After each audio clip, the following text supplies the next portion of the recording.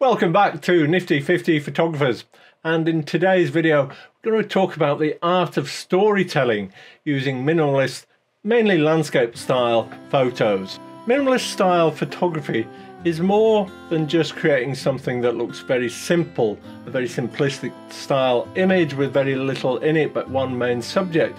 It's more about distilling the essence of what you felt when you photograph that scene. What we want to try and do is evoke the emotions you felt when you were stood there taking that image and thinking about how you can evoke those emotions in the viewer when they see the image that you're going to show them. We're trying to weave a narrative and tell a story of what was going on and hope that that creates a reaction in the viewer. Join me as I show you how I try and unlock those secrets of storytelling in these minimalist style photographs. So let's begin by defining our objective. And what I mean by it is I want to use the bare essentials in my frame, convey a narrative, provoke emotion, and leave a lasting impact on the viewer. Now, part of doing that is selecting the right location. Now, I'm lucky I live fairly close to the seaside. I've got Morecambe Bay just a short journey away. I've got the Yorkshire Dales and the English Lake District also with easy travelling distance from me. So I've got lots of inspiring landscapes to work with. But I would say to you, you don't have to live in a beautiful part of the world to be able to do this. Beauty can be found wherever you look for it. So that is the starting point of your scene. Find a location where you feel you can convey the beauty of that scene. Now let me show you some examples.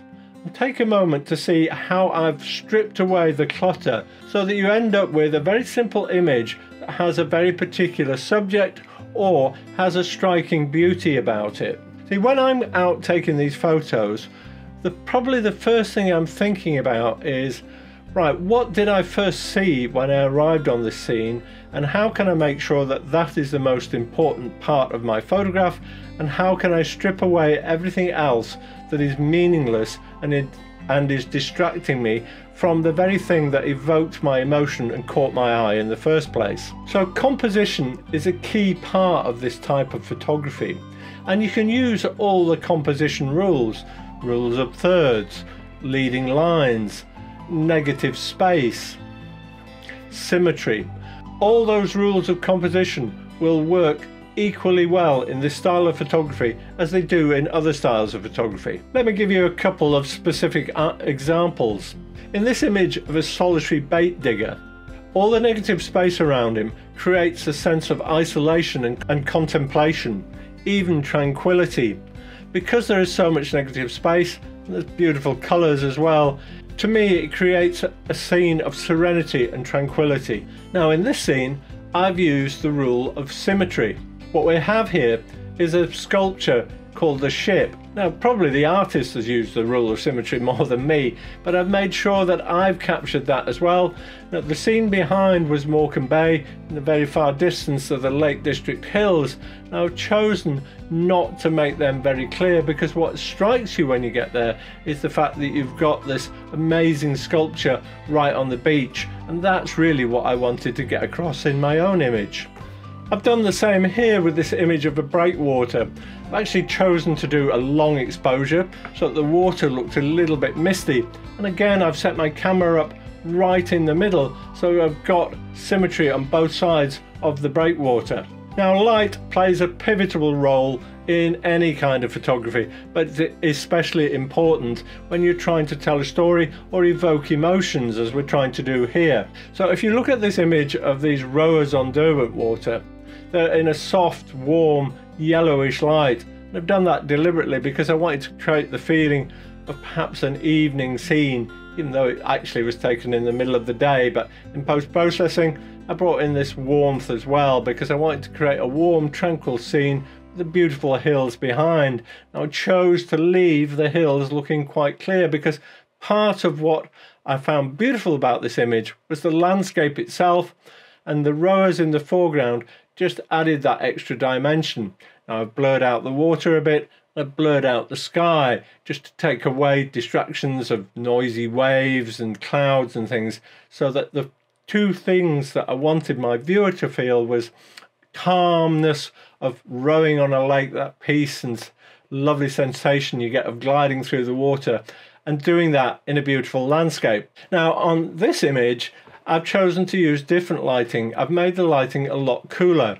What we've got here is one man walking his dog.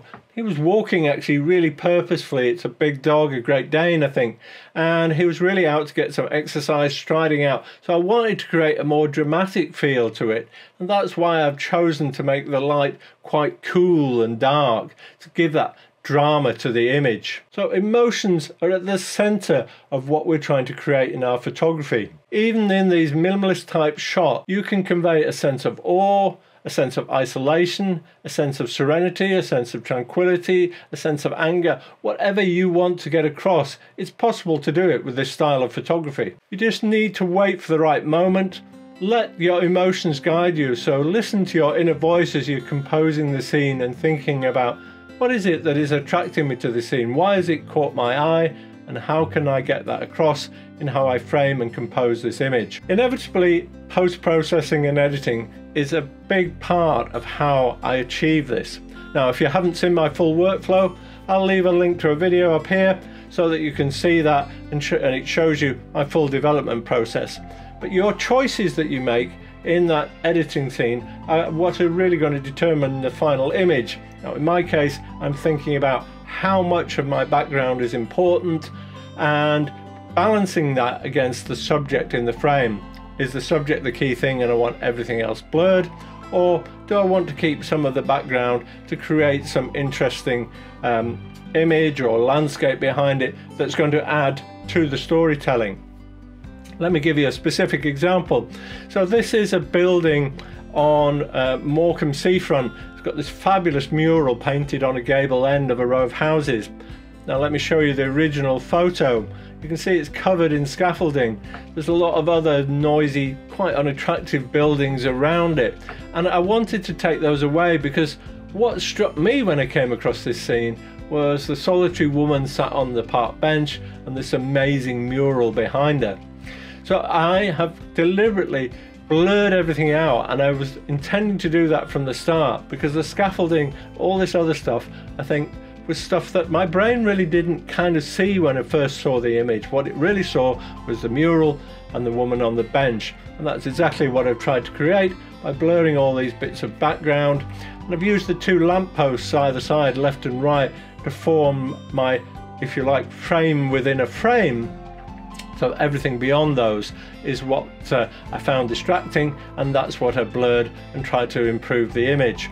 And I think it's worked well. Now you've got a sense of scale, of the size of the mural, and that brings in the sense of awe of what somebody has done in creating that wonderful piece of artwork. So there you have it. That's how I use minimalist photography. Now it's all about a sense of restraint. It's all about creating nuances, and it's all about your own little style and little things that you will bring in that reflect what you were feeling at the time. Thank you for joining me and watching this video today. If you did like it, please do give it a thumbs up and subscribe to the channel if you want to see more of this content. Love to hear your feedback if you found this useful, or if there's any other aspects of my photography or your own photography you're struggling with, let me know in the comments. In the meantime, go out and practice with your camera, play with it in editing. You won't always get a beautiful image, but you'll certainly get one or two. So go and have some fun, and I look forward to seeing you next time.